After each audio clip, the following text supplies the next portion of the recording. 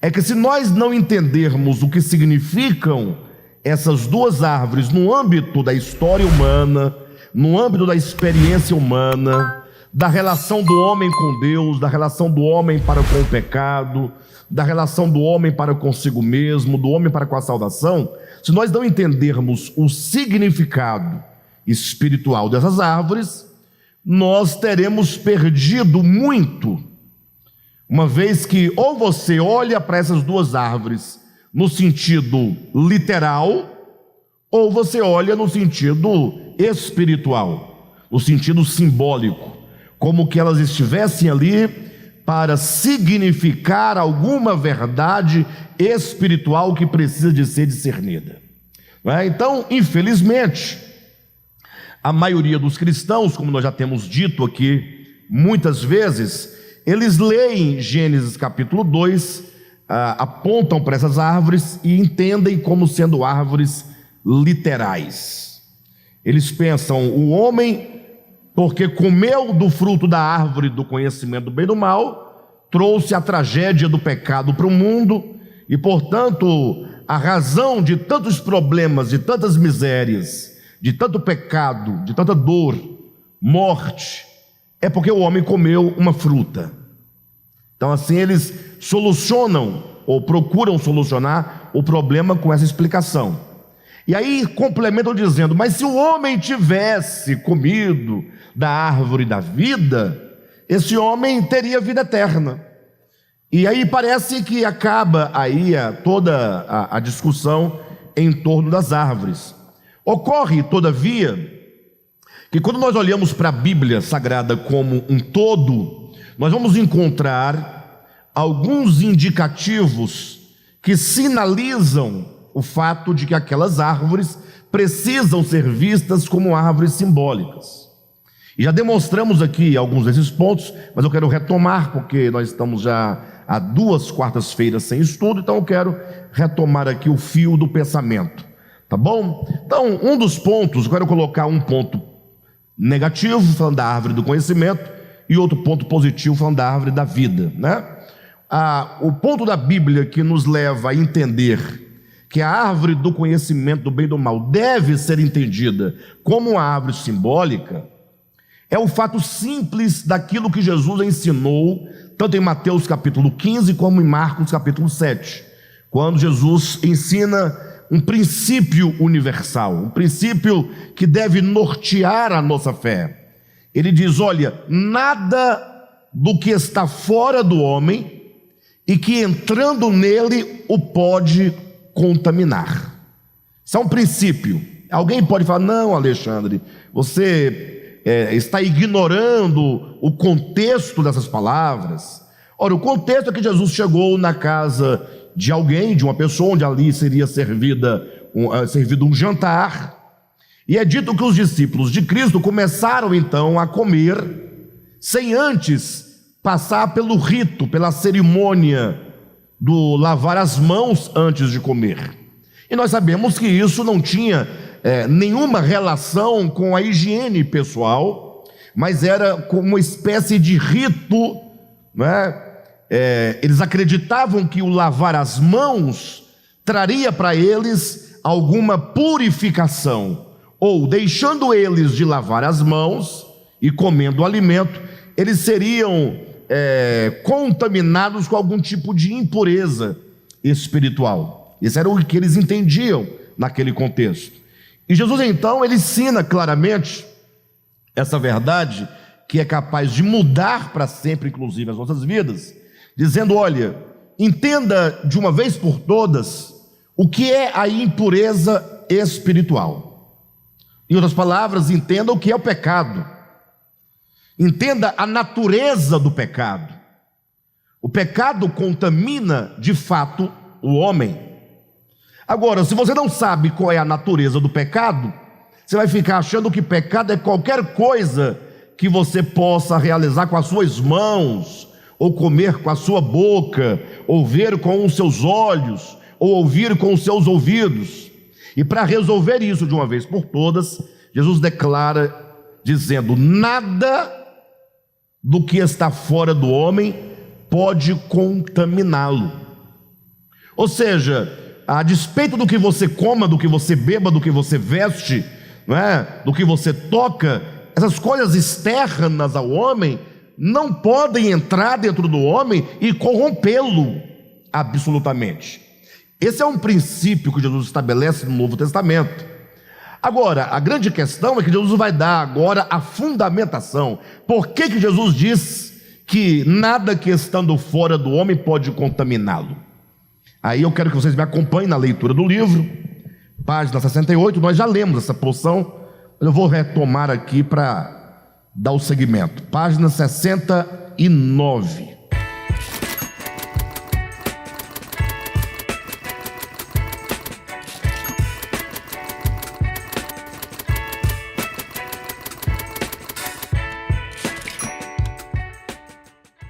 Página 69, aí no primeiro parágrafo, não é? Quando diz a lógica, encontraram? A lógica dessa verdade, de qual verdade? De que nada que está fora do homem pode contaminá-lo. Irmãos, olha, se nós aprendermos isso, e somente esse princípio, já teremos avançado muito na vida espiritual. Veja, nada do que há fora do homem que entrando nele pode contaminá-lo. Olha a explicação. A lógica dessa verdade encontra o seu fundamento no contraste e na incompatibilidade de substâncias de diferentes naturezas. 2 pontos. Aquilo que de fora entra no homem, ou aquilo que de fora do homem é por ele ingerido, Jesus diz, não lhe entra no coração, mas no ventre. E Jesus, portanto, faz uma distinção entre ventre e coração. Ventre é o quê? É o seu estômago, são seus intestinos. Estômago, intestino grosso, intestino delgado, intestino reto.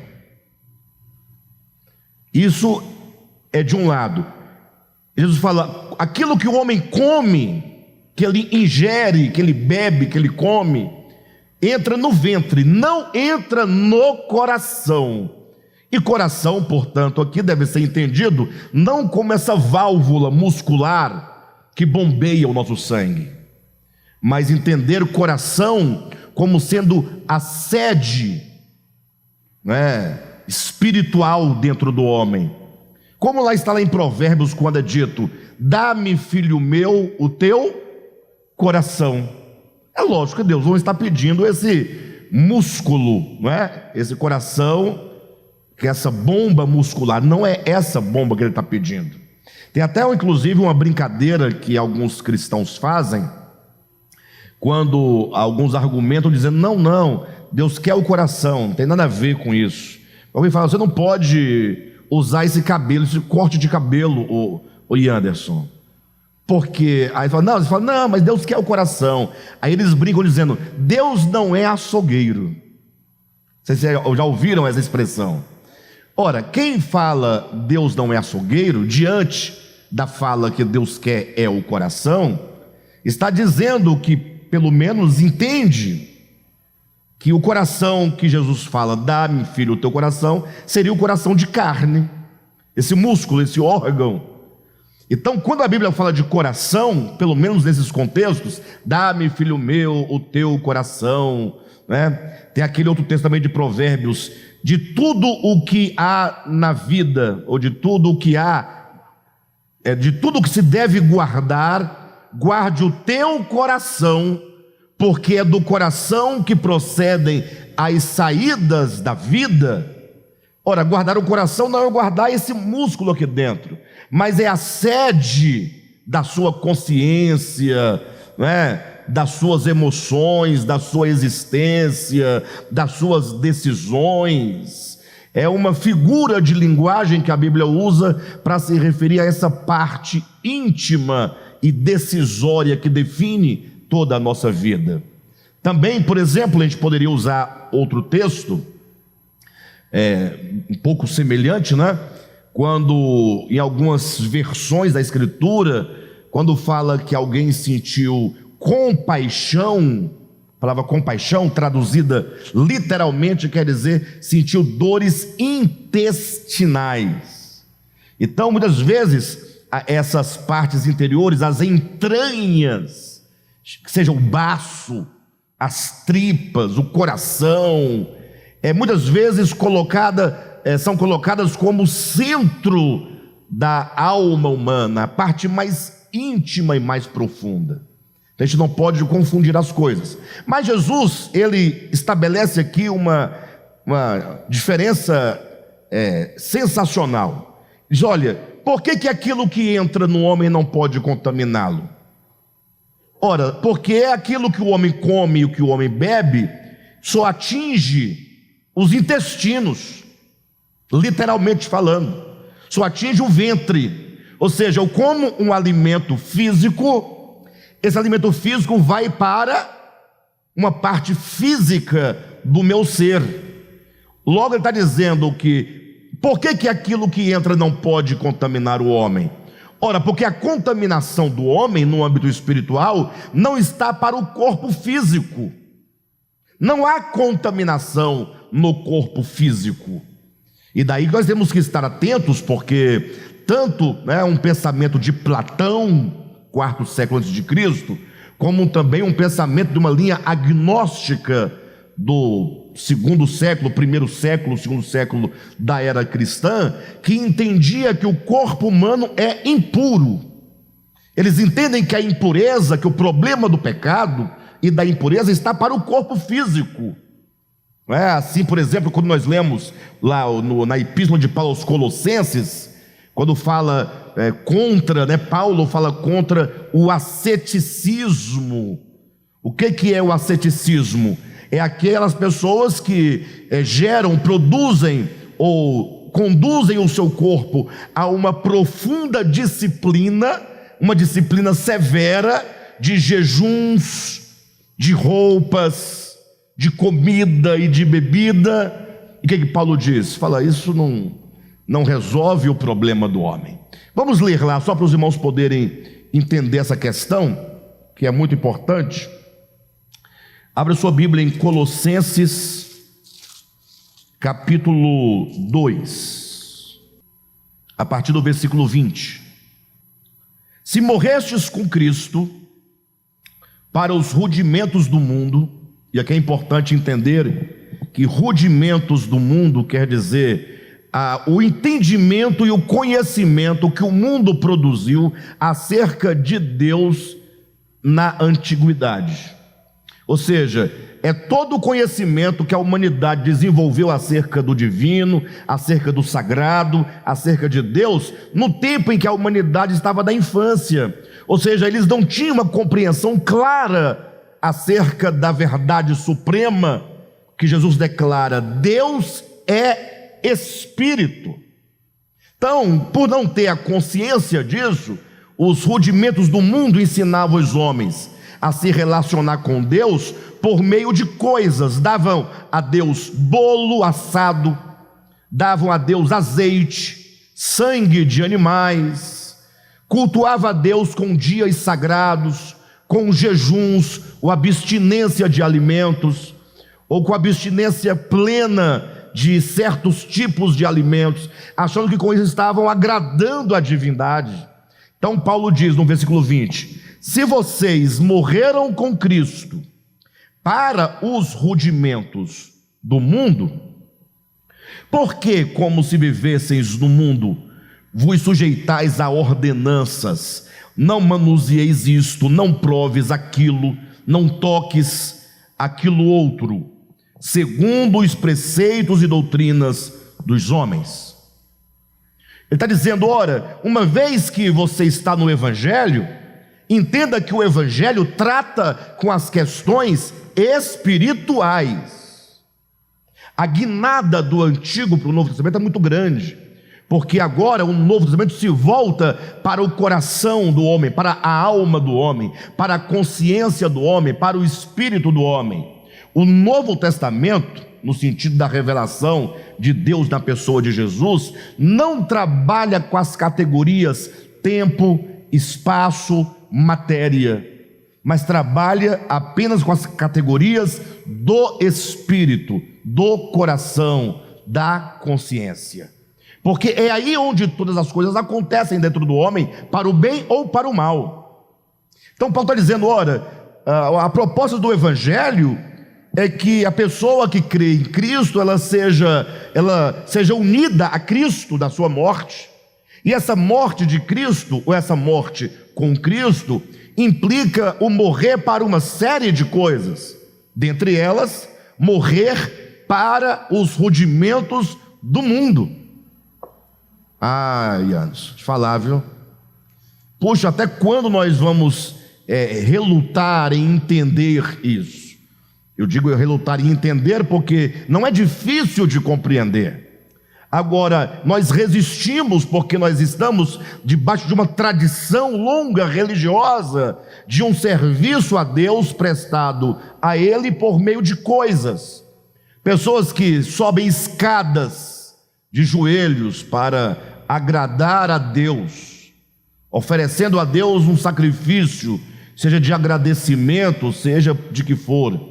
Pessoas que servem a Deus, caminhando quilômetros e quilômetros com a cruz nas costas. Pessoas que servem a Deus se abstendo de alimentos físicos, seja a carne do porco, seja qualquer um outro tipo de alimento previsto e prescrito lá em Levítico capítulo 11. Pessoas que servem a Deus se abstendo de alimento por um dia, por horas ou por dias, que é o chamado jejum, acham que ficando com fome seria uma espécie de chantagem com Deus. Como uma criança malcriada e birrenta, que querendo um brinquedo dos pais, ela fica sem comer, ela resiste, eu não vou almoçar nem jantar enquanto meus pais não me derem o brinquedo que eu quero. Alguém pode falar, Alexandre, mas o jejum é bíblico. Jesus jejuou, Esté jejuou, Neemias jejuou, Paulo jejuou, Antigo e Novo Testamento falam de jejum. Sim, é verdade. Só que o jejum de Paulo, de Jesus, de Esté, de Daniel, os apóstolos, não eram esses jejuns rituais, nem da lei e nem os jejuns que são realizados hoje como chantagem ou como moeda de troca para receber alguma coisa. Os jejuns que a Bíblia apresenta são jejuns como sendo um deleite do Espírito. Esse conceito está lá em Jesus. Não só de pão viverá o homem. O homem vive não só de pão, mas o homem vive de toda a palavra que procede da boca de Deus. Então, quando a alma está profundamente angustiada, quando a alma está profundamente sendo encurralada pelas circunstâncias, pelas dificuldades, pelos medos, pelos problemas, e essa pessoa, na sua finitude humana e na sua fragilidade humana, encontra em Deus o seu refúgio, e se esconde em Deus, como quem busca em Deus a sua segurança, e porque agora ela corre para Deus e estar ali, vivendo na presença de Deus em razão daquelas circunstâncias, ela jejua como resultado da sua busca a Deus. Não só de pão vive o homem, mas de toda palavra que procede da boca de Deus. Então o jejum existe enquanto algo que é espontâneo do espírito humano.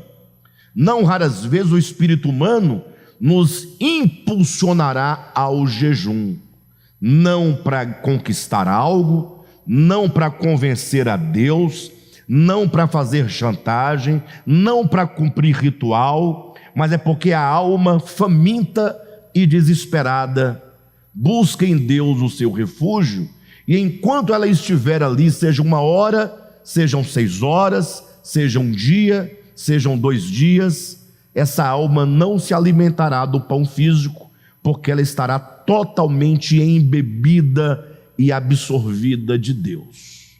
É o jejum espontâneo do Espírito. Quantas vezes eu jejuei?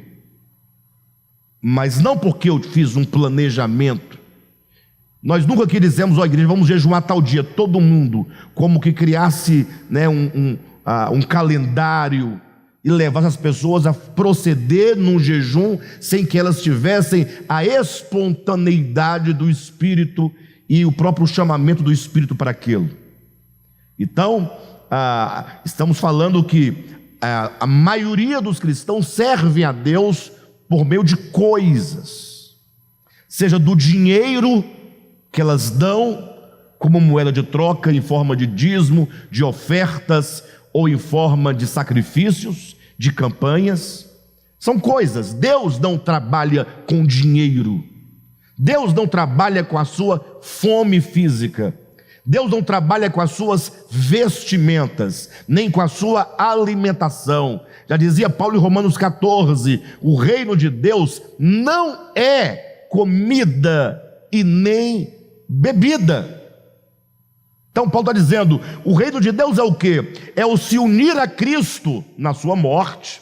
E quando isso acontece, essa morte alcança vários setores da vida humana, inclusive este é tratado em Colossenses, que é o morrer para os rudimentos do mundo, morrer para as doutrinas humanas, morrer para os preceitos dos homens.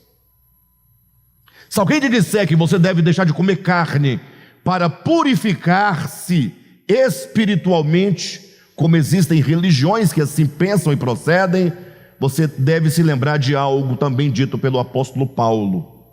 Segunda Tessalonicenses, né, salvo engano, capítulo 2, versículo 4. Desculpem-me, 1 Tessalonicenses capítulo 4, versículo 2 em diante. Paulo diz: ora, o Espírito de Deus,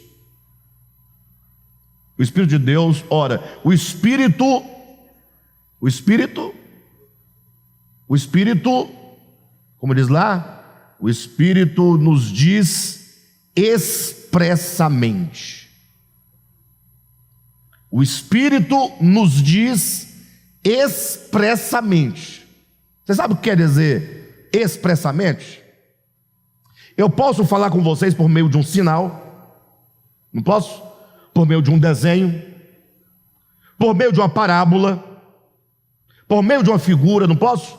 Mas eu conto que todo esse meu falar, por sinal, por feição, por desenho, por metáfora, pode ser confuso, pode eventualmente obstruir aquilo que de fato eu quero dizer. Então eu digo assim, eu não direi por meio de figura, eu não direi por meio de gestos, eu não direi por meio de profecia que requer interpretação, eu não direi por meio de parábola que requer interpretação, eu direi expressamente, eu direi com todas as palavras, com clareza.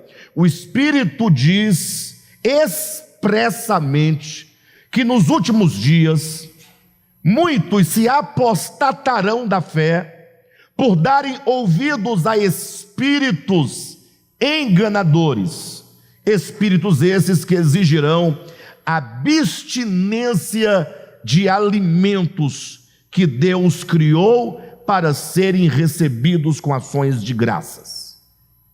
Então, isso é doutrina de demônio.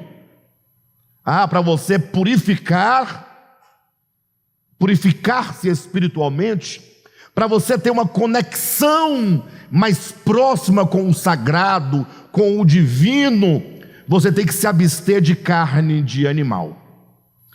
A Bíblia fala, Paulo diz, doutrina de demônio. Porque o Evangelho é claro. O Evangelho trata com o espírito humano, com a alma humana, não com o corpo humano.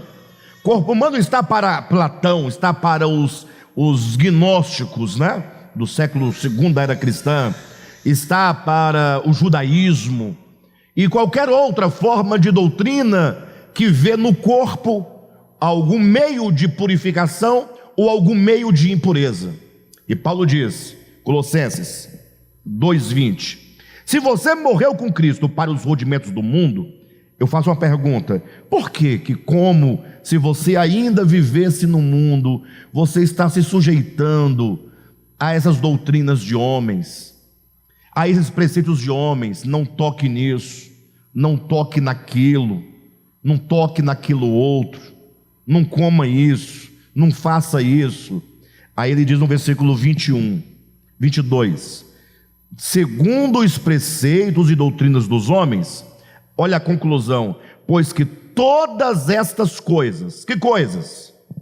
Aquilo que é passível de manuseio com as mãos, aquilo que é passível de ser provado com a boca, aquilo que é possível de ser tocado, o tangível, o físico, o material, porque todas estas coisas com o uso se destroem. Ou seja, a água que você bebe está no plano físico, material e, portanto, no plano destrutivo. Esta água não é eterna, não tem características eternas, não me ajuda absolutamente em nada em relação às coisas eternas e às coisas divinas. Por isso que Paulo continua dizendo no versículo 23: tais coisas, que coisas? As coisas manuseáveis, as coisas que se provam com a boca, as coisas que se tocam com as mãos, as coisas físicas, terrenas, essas coisas com efeito têm aparência de sabedoria. Ah, como é bom você ver uma pessoa que jejua, você vê santidade, poder. Agora, quando você vê a pessoa comendo, a pessoa não deve ter poder, vive comendo. Mas não se esqueçam que essa foi a acusação que fizeram contra Jesus.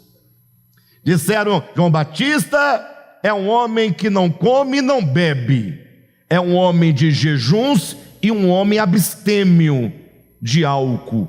Agora, esse aí não, esse aí é um beberrão e um glutão. Aí quando você lê a Bíblia, ele está na casa de Maria, está jantando, está na casa de Mateus, está jantando, está na casa de Simão, está jantando, está sempre jantando. Quando está na festa de casamento, acaba o vinho, traz mais vinho para o povo beber, e o pau quebra. Aí Jesus falou assim: olha, para vocês quem?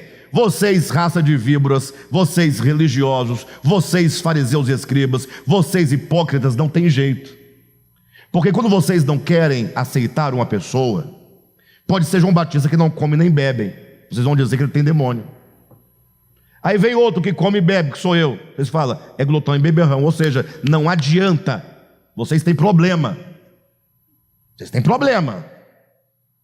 Então Paulo está dizendo: tais coisas com efeito têm aparência de sabedoria. Agora fala a verdade. Se você chega num lugar e vê uma pessoa, uma seta. O que é uma seta? Uma pessoa vestida de paletó mais em conta, né? 159 lá no Cia do Terno, feito de petróleo preto, no calor desse, gravata meio-dia, calor, sapato Vulcabras, calça de tergal, blusa amarrada nos punhos, de jejum, 3 dias sem comer, sem pentear o cabelo, sem escovar os dentes, orando no monte. E você olhar para o outro lado e ver uma pessoa sentada, comendo, bebendo, rindo, conversando, batendo papo. Ambos como profetas de Deus, como pregadores, homens de Deus. Fala a verdade. A quem você se inclina mais para dar maior crédito de espiritualidade? Fala a verdade. Estranho, não? E Jesus é o exemplo oposto a este, né? Ah, mas Jesus jejuava. Bem, eu não sei se ele jejuava, eu sei que ele jejuou os 40 dias antes do seu ministério, depois só comeu. Pelo registro bíblico, né? E se ele jejuou, não está escrito. E se não está escrito, é porque não é do nosso interesse saber. Não é interessante saber, não tem nada a ver. Não é? Mas e agora? O que fazer? Então, quando Paulo fala, tais coisas têm aparência de sabedoria, é simples. Vem uma irmã orar por você, com cabelinho curtinho, igual o meu, e vem outra de um cabelo longo, né? Em cada fio tem 3, 4 pontas. Eu pergunto, qual você pensa que tem mais intimidade com Deus? A do cabelo grande. Infelizmente as coisas são assim. E Paulo diz, essas coisas têm aparência de sabedoria. Aparência. Calma, vamos na aparência. Nós estamos falando aquilo que nós vemos e consideramos. Se você vir então um pastor de bermuda e de camiseta regata, acabou o mundo, destruiu tudo. Pastor, não. Você pode dizer qualquer coisa, menos pastor. Perde autoridade, poder, perde unção. Porque tudo é medido, ou tudo é aferido na base, das coisas físicas, aparentes. Por isso ele vai dizer, tais coisas têm aparência de sabedoria, como o culto de si mesmo. O camarada fica todo cheio de si, e de falsa humildade. Falsa humildade. Porque quanto mais perto de Deus você fica, mais sujo você fica, me parece. Mais feio você fica. Parece que é um Deus masoquista que não gosta de coisa bonita. É o Deus que se criou, não gosta de coisa bonita. Você tem um cabelo bonito, bem tratado, é vaidoso, não é? Se você come bem, é glutão, não é homem de jejum. Então está aqui, muito claramente dito, não é? E de rigor ascético, e é disso que estamos falando. O que é o rigor ascético? Quando você impõe sobre você uma disciplina severa. Você não pode, ficar na sua própria casa, sem camisa ao meio-dia, naquele calor enorme. Tem que ficar de camisa e, não raras vezes, de camisa de punho. Meu sogro fazia parte de uma igreja aí, não importa qual seja. Nos últimos dias a gente estava libertando ele, nos últimos dias antes dele morrer. A gente chegava lá, tadinho, numa igreja de reforma, então chegava 3 da tarde, a casa dele baixinha, daquele telhado de amianto com um forro aquele forro de madeira, não tem o forro de madeira, forro paulista, casa escura, aquele calor, ele de calça de tergal, de blusa até aqui. Eu falei, não faça isso com o senhor já está velhinho, veste uma camiseta mais fresquinha, não pode. Aí com o tempo eu consegui fazer ele vestir uma camiseta, mas ele ficava preocupado de o pastor chegar, e ele está daquele jeito e não podia, Vocês entendem? É o rigor ascético, imprime um rigor, não pode, e aí Paulo vai fechar dizendo, todavia, não tem valor algum contra a sensualidade. Sensualidade aqui deve ser entendido, não tem valor algum contra a carne, contra os desejos carnais. Ou seja, todas essas coisas não resolvem o problema da alma do ser humano. Quem está entendendo? Então, 2 frases, guarda essas 2 frases. No versículo 22 ele diz que essas coisas se destroem. E no versículo 23, não tem valor contra o pecado. Ou seja, você não é mais puro porque você deixa de comer uma coisa ou outra. Você não é mais puro porque você veste essa roupa e não a outra. Você não é mais puro. Por isso que Jesus ensina, no primeiro momento, antes de todos, o que estamos colocando, o princípio, nada do que há fora do homem que entrando nele o possa contaminar, uma vez que não entra no coração, entra no ventre. Então a comida que você come entra onde? No ventre. Aí Jesus, usando de eufemismo, ele vai narrando os processos pelos quais essa comida passa. Ela entra no ventre e sai. Para onde? Para lugares escusos. Jesus é demais, Lugares escusos é uma maneira bonita de falar. Para latrina ainda é um pouco bonito, latrina, né? Ou vai para a privada, para o esgoto. E sendo mais claro, expressamente falando, o que você come vira cocô. E o cocô vai embora, boiando, serve para nada. É só, se destrói, essas coisas se destroem. Aquilo que você come, que você usa, que você toca, que você manuseia, que você prova, não tem valor, não tem poder contra a sensualidade. Daí um texto interessante que eu posso colocar aqui para somar ao entendimento é 2 Timóteo capítulo 3. Eu vou ler os versículos, eu vou ler do 1 até o 5, só que eu vou parar só no 5 por causa do tempo.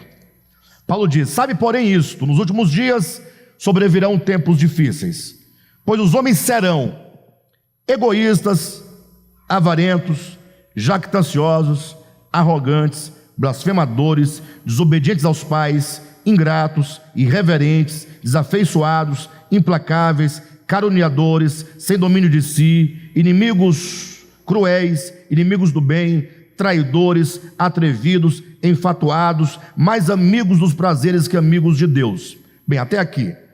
Quais desses pecados aqui listados são manuseáveis? Não toques nisso, não proves aquilo. Quais desses você pode comer? Ou como um relógio tirar de você e abrir mão dele? Quais desses aqui? Eu vou ler novamente. Todos estão ligados ao coração, à alma. Egoísmo, avareza, jactância, arrogância, blasfêmia, desobediência, ingratidão, irreverência, desafeto, ser implacável, né? Calúnia, falta de domínio próprio, inimigo do bem, traição, atrevimento, enfatuado, ser amigo dos prazeres mais que amigos de Deus. Veja que todos são pecados do coração. Paulo está dizendo, nos últimos dias, esses pecados estariam à flor da pele de todos. Então ele começa dizendo que os homens seriam avarentos e isso e aquilo outro. E no versículo 5, ele diz, tendo forma. Nos últimos dias, como seriam os homens? Egoístas, avarentos, implacáveis, caluniadores, vírgula, tendo forma. Ou seja, esta pessoa que é cruel, que é inimiga do bem, que é caluniadora, que é impura, que é perversa, que é invejosa, que é maligna, tem aparência de piedade. Ora, mas qual a relação? Vamos ler novamente, vamos ler. Não, nós temos que ler 10 vezes para entender o que está sendo dito. Versículo 2 diz, os homens serão o quê? Serão egoístas, avarentos, jactanciosos, arrogantes, blasfemadores, desobedientes, ingratos, irreverentes, desafeiçoados, implacáveis, caluniadores, sem domínio de si, cruéis, inimigos do bem, traidores, atrevidos, enfatuados, mais amigos dos prazeres que amigos de Deus, tendo forma de piedade. Quem é que teria forma de piedade? Estes homens com tais características. E que forma de piedade é esta? Tendo forma de piedade, tendo aparência de piedade, ou seja, o seu exterior, cabelo, barba, roupas, o que ele come, o que ele bebe, ele tem uma forma externa de piedade. Só que como essas coisas externas, como nós lemos em Colossenses agora, não pode resolver o problema interior do homem, esse homem é cruel e tem forma de piedade. Esse homem é avarento e tem aparência de piedade. Esse homem é egoísta, mas tem aparência de piedade. Esse homem, ele é avaro, tem aparência de piedade. Ele é maligno, mas tem aparência de piedade. Então ele engana os homens com a sua aparência. Mas olha o que Paulo fala acerca dessa mera aparência. Ele diz: tendo forma de piedade, negando-lhe, entretanto, o poder. Que poder é esse? Negando-lhe, entretanto, o poder. Para vocês entenderem, que ninguém tenha dúvida, não desmarque 2 Timóteo capítulo 3. Nós vamos entender esse negando-lhe, entretanto, o poder. Tendo forma de piedade, negando-lhe, entretanto, o poder. Volta em Colossenses, no capítulo 2, versículo 23. Tais coisas, que coisas? Aqui em Colossenses, aquilo que você pode manusear, aquilo que você pode provar, aquilo que é tangível você pode tocar, o que é material. Agora, quando ele diz estas coisas, aqui em 2 Timóteo, no capítulo 3, onde estão essas mesmas coisas aqui no versículo 5? Forma de piedade, forma externa de piedade. A forma externa de piedade, em 2 Timóteo, é não toque, não prove, não mexa, não. Versículo 23, Colossenses 2, 23. Tais coisas, com efeito, têm aparência de sabedoria. Timóteo, 2 Timóteo 3, 5. Aparência de piedade. As coisas externas trazem uma aparência.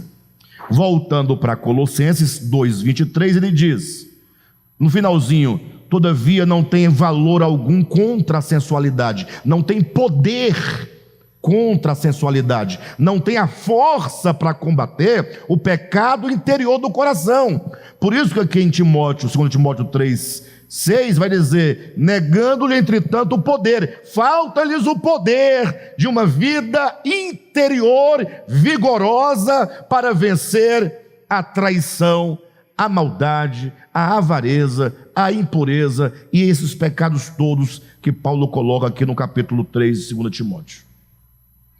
Veja como que ele está dizendo a mesma coisa aqui, a mesma coisa lá, numa linguagem diferente, mas está martelando no mesmo ponto. Vida cristã não é vida de aparência. Vida de aparência é doutrina de homens, são preceitos de homens, são doutrinas de demônios.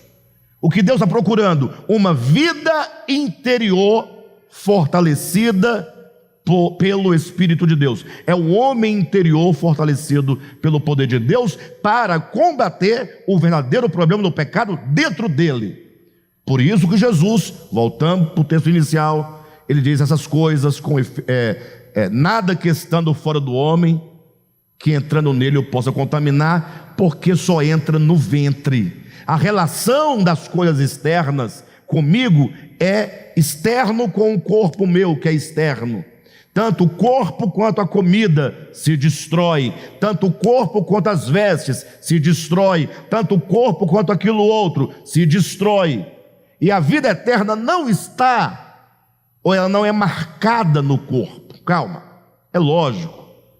Eu sei que nós vamos perceber, por meio do corpo, algumas características do Espírito. Então, se eu sou temperante, que é o fruto do Espírito, logo eu serei temperante no meu comer, sim ou não? Mas eu não sou temperante pela comida, eu não sou puro pela comida, não me torno puro pela veste. Eu posso até me vestir com decência em razão da pureza e integridade do meu espírito, mas não é a veste que torna meu espírito íntegro, mas é meu espírito íntegro que me faz vestir com bom senso, com pudor. Quem está entendendo?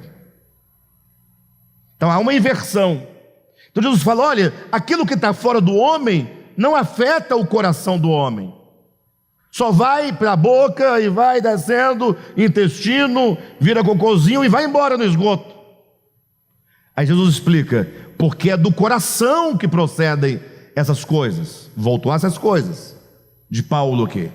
É do coração que procede. O coração tem uma natureza espiritual e o pecado tem uma natureza espiritual. Bem, Esses textos, a começar de Jesus, né, Marcos capítulo 7, ou Mateus capítulo 15, e todos esses outros que agora eu mostrei para vocês aqui em Paulo, nas suas epístolas, todos esses textos nos dão a prova de que a árvore do conhecimento não era uma árvore física e literal, porque se fosse, comer daquele fruto era comer e esse fruto entrar para o ventre e para lugar escuso e não afetaria a história do mundo na sua espiritualidade. Não é pecado comer fruto algum. Logo, aquela árvore, ela é simbólica, ela é espiritual. Comer do fruto da árvore do conhecimento, já dissemos aqui outras vezes, significa você fazer do conhecimento o seu braço forte, fazer da sua carne a sua existência, é você se tornar independente de Deus e agora conferir a você todo o seu sucesso, toda a sua habilidade, toda a sua existência, é você acreditar que você é dono do seu destino, que você é dono da sua vida, é falar como o filho falou para o seu pai, na parábola do filho pródigo: dá-me a parte da minha herança que me compete, porque eu quero viver a minha vida, é uma vida de total independência, é o mesmo que falar, como está dito lá em Isaías capítulo 14, versículo 12 em diante: eu subirei acima das estrelas e serei semelhante ao Altíssimo, e eu estabelecerei o meu trono. Isso é comer da árvore do conhecimento. E o que nos garante que essa árvore do conhecimento também é simbólica é o fato de que a outra árvore paralela a esta, que é a árvore da vida, ela é espiritual. E ninguém pode discordar que ela seja uma árvore espiritual. A árvore da vida é uma árvore espiritual. Vocês vão entender. O que aconteceria, vamos ficar na base do texto de Gênesis, na literalidade. O que diz o texto? Comendo o homem da árvore da vida, viveria eternamente. É o mesmo que disser: quem come do fruto dessa árvore tem a vida eterna. É o mesmo que disser: quem come dessa árvore viverá eternamente. Está lá em Gênesis capítulo 3, salvo engano, versículo 22. Não é? Passam-se os tempos, as páginas da Bíblia, chegamos no Evangelho de João, quando Jesus fala: eu sou a videira verdadeira. Ora, ele se identifica metaforicamente com uma árvore. E essa árvore produz o fruto, a uva. Sim ou não? Então, logo, nós vemos que na própria Escritura, Jesus apresenta-se a si mesmo na metáfora de uma árvore. Mas ele não é uma árvore. Isso é uma simbologia. Se você for ao capítulo 6 de João, ele vai dizer: eu sou o pão da vida. Quem come desse pão da vida viverá eternamente. Então, a ideia do pão, ou a ideia de comer a Cristo como alimento, ou a ideia de comer o fruto da árvore do conhecimento do bem e do mal, é muito interessante, porque é uma metáfora que diz muito. Querem ver uma coisa? Por que Deus se apresenta a nós como fruto, como pão para ser comido? E o pecado também se apresenta como um fruto para ser comido. É porque quando nós comemos, você come um fruto, agora estamos trabalhando a metáfora, tá? Vamos falar de comer literalmente, para entender o comer do pão da vida, comer da árvore da vida, comer da árvore do conhecimento. Então, quando você come na sua casa uma refeição, o que acontece? Você come uma fruta, os ingredientes, ou que seja, os nutrientes daquela fruta, as vitaminas, os sais minerais, aquilo de que você precisa para viver o corpo físico, a vida física. Quando você come aquele alimento, não é verdade que toda a substância, a essência daquele fruto, ele agora vai para a sua corrente sanguínea e é recebido nas suas células como vitaminas, nutrientes. Isso passa a fazer parte de você. Isso vai se manifestar em você como brilho dos olhos, brilho da pele. Isso vai se manifestar com cabelos mais tratados, né? Porque tem as vitaminas para que ele fique mais, né? Enfim, mais forte. Isso vai se manifestar enquanto vigor físico, ânimo, saúde. Então, quando Cristo diz: eu sou o pão da vida, e aí ele coloca-se a si mesmo para que nós entendamos que o processo é de comer a Cristo, como quem come um alimento, é receber a Cristo para dentro de nós, de modo que as virtudes de Cristo sejam assimiladas pelo nosso espírito. É uma metáfora. Então imagine só, de que maneira eu posso fazer como aquela música do Padre Zezinho: amar como Jesus amou, cantar como Jesus cantou, viver como Jesus. De que maneira? Só tem duas maneiras: uma pela imitação, a mera imitação, que vai me fazer ter uma aparência, mas não uma essência interior. Você pode até se vestir como ele se vestiu, não é? Mas você não pode sentir como ele sentiu. Ou então, ensina Jesus, você vai recebendo a mim e vai comendo, e as minhas virtudes vão sendo assimiladas dentro de você. Logo a minha bondade, a minha misericórdia, a minha graça, o meu perdão vão se tornando parte de você. Ele fala assim: é muito compreensível, é legal, entendo, mas de que maneira eu posso entender esse comer a Cristo? Porque a metáfora é clara, comer a Cristo. Mas agora sai da metáfora, vamos comer a Cristo. De que maneira podemos fazê-lo? Jesus fala: não é comendo a carne e o sangue fisicamente, e mais uma vez a Bíblia vai dizer, porque a carne para nada aproveita, mas ele vai dizer, mas são as minhas palavras. Sabiam que palavras são ideias? E que essas palavras que são ideias são consciência? A Bíblia fala que nós falamos o que o coração está cheio. Então, as palavras de Cristo revelam aquilo que Ele é.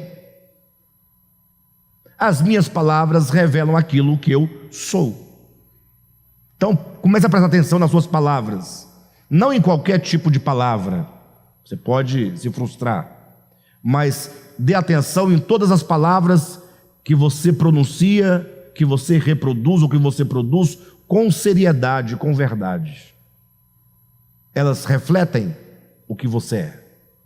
Então as minhas palavras, diz Jesus, são espírito e são vida, e são essas palavras que nós devemos comê-las.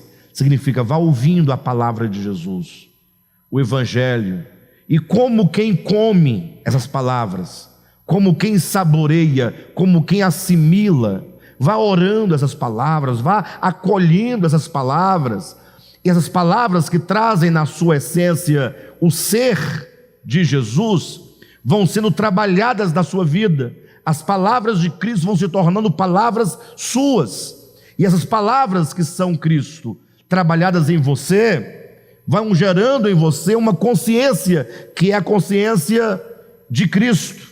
Você vai se tornando um só com Cristo, e vai acontecendo em você o maior mistério de que fala a Escritura, que é: e o Verbo se fez carne e habitou entre nós. E o Verbo, que é a palavra, essa palavra quer se fazer carne em nós. Se fazer carne em nós, ela quer viver em nós, existir em nós, possuir a todos nós, nos tomar a todos nós, absorver a todos nós, para que o nosso ser absorvido pela palavra seja a própria habitação da palavra, que é Cristo, que é o Verbo, em nós, para que onde nós formos, nós levemos Cristo enquanto essência, enquanto verdade. O contrário é o pecado. Quanto mais ele se alimenta das coisas perversas, malignas, do império das trevas, mais você vai se tornando um com a antiga serpente, constituindo o grande dragão vermelho. Bem, para fechar essa porção, nós vamos ler aqui na página 69, a partir de a lógica dessa verdade, até as 3 estrelinhas aí do livro, tá bom? O que nós vamos ler aqui acabamos de falar agora. A lógica dessa verdade encontra o seu fundamento no contraste e incompatibilidade de substâncias de diferentes naturezas. Aquilo que de fora do homem é por ele ingerido, não lhe entra no coração, mas no ventre. Ou seja, a substância do fruto de uma árvore, em seu sentido literal, é sempre de natureza física, ao passo que o problema do pecado é de natureza espiritual. O alimento físico entra no ventre, pois ambos, o alimento físico e o ventre, são de natureza material, e segue o alimento ingerido no ventre para lugares escusos. E o pecado, porque é de ordem espiritual, nasce do coração e segue com o homem para a eternidade. Não há, pois, de se pensar que o homem tivesse mordido um mero fruto com os dentes e que a substância frugal, descendo pela faringe e esôfago, fosse digerida no estômago, decomposta no intestino delgado, processada no intestino grosso e depois de se tornar meros resíduos fecais que pelo reto se dispensa, fosse a causa de todos os males e misérias da humanidade. O fruto dessa árvore, que uma vez tomado por sustento gera morte, é muito mais fétido e letal que mero dejeto, excremento, esterco. Por outro lado, Jesus também fala acerca do fruto da árvore da vida. Atualizando a metáfora, ele afirma: eu sou o pão da vida. Se alguém dele comer, viverá eternamente, e quem de mim se alimenta, por mim viverá. Palavras estranhas para aqueles judeus que liam tudo conforme a literalidade do texto. Pensavam eles que Cristo se referia à sua carne e ao seu sangue. Não compreendiam que Jesus falava acerca de suas palavras, que são espírito e são vida. Assim como o alimento material, depois de metabolizado, nutre o corpo físico, de modo que os nutrientes e vitaminas do pasto se tornam parte integrante da compleição física, assim também é Cristo, o pão da vida. Uma vez ouvida e acolhida a sua mensagem, o próprio Jesus, que de suas palavras é a essência, é espiritualmente metabolizado em nossa alma, de modo que suas virtudes se tornam parte de nossa constituição espiritual. Somos, por assim dizer, cristificados, conformados à sua imagem e semelhança. Esse é o significado de receber vida eterna, que não é outra coisa senão o próprio Cristo. As duas árvores, portanto, apontam simbolicamente para duas fontes de sustento, de onde pode o homem extrair a força e a motivação pelas quais viver. O conhecimento que ensoberbece e gera a morte, ou a vida eterna, de onde provém todas as coisas para a nossa existência e plenitude. Amém? Bem, aqui me parece que nós vencemos aqui o ensinamento sobre as árvores.